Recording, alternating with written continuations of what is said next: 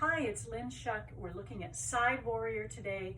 We call Virabhadrasana B or Warrior 2 Side Warrior in my practice because you end up facing the long side of your mat. You're not facing your front leg, you're facing the side. Okay. I like to set up from a wide parallel and I start by turning one foot, toes out 90 degrees. I rotate on my heel. That keeps my heels more lined up with each other. I'm also going to take my back heel and I'm going to scoot it out just a tiny bit. You don't have to do that. I moved it about an inch.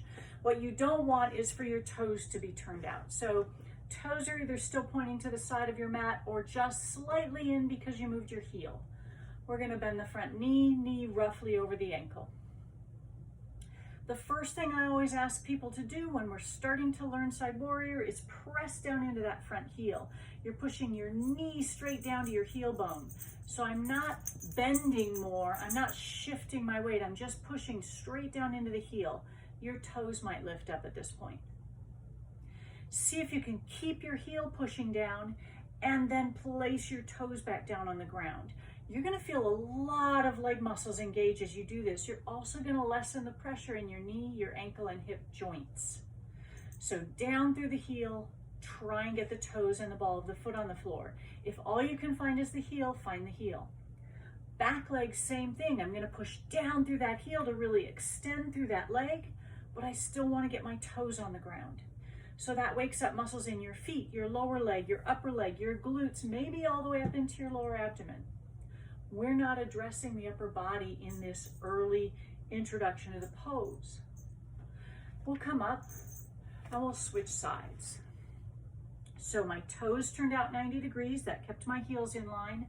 My back heel scooted out about an inch, not very much. And I bend my front knee. And again, arms are going to be out of the way for today.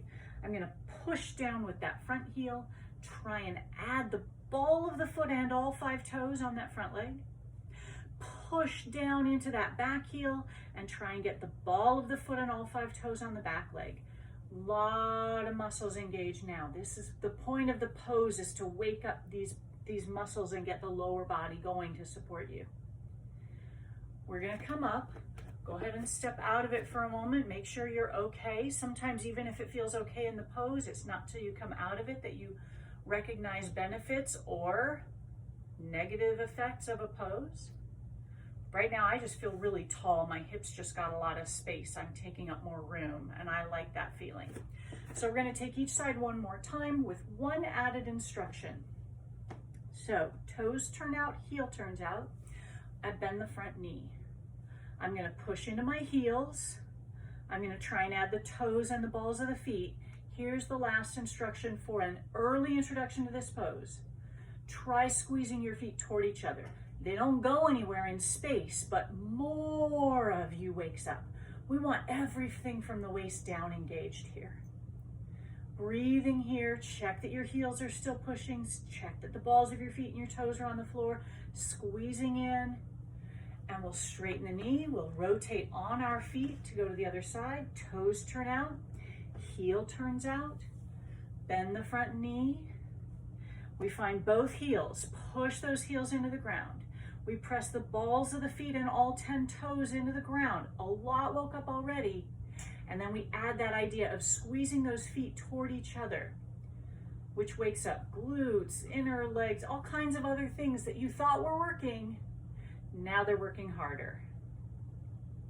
And we come up and out.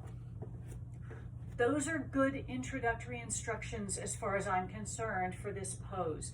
Because a lot of what people don't like about this pose is their knee hurts, they're kind of hanging out here forever and nothing's going on, pelvis is tipped. When you start engaging with those legs, you can feel the resistance to gravity. As you press down with the feet, there's this lift that happens in the rest of the body.